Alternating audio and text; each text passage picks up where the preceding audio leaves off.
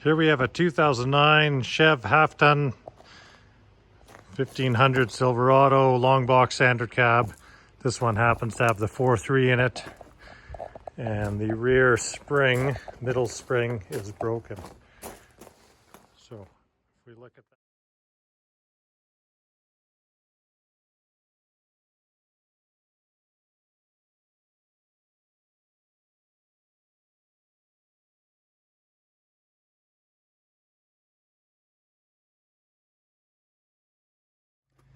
So here we've got the tire off. I just supported it, the front perch. I supported it on the rear hitch. It gave me a little more height. So first things we'll do is we'll take off our nut here for our centering. We'll release this and we'll take off our shock bolt.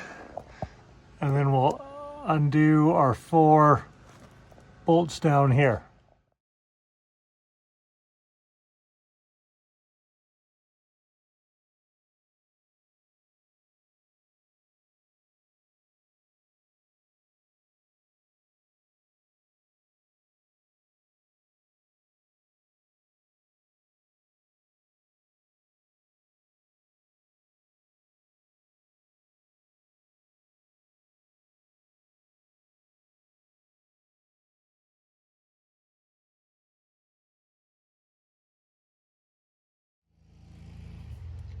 So there we've got the U-bolts out, we've got the bottom part out, and we can grab our plate up here. Little dust, that's pretty normal. And next thing what we will do here is cut that clamp. I'll just probably use a grinder, cut half, and then I can take it out.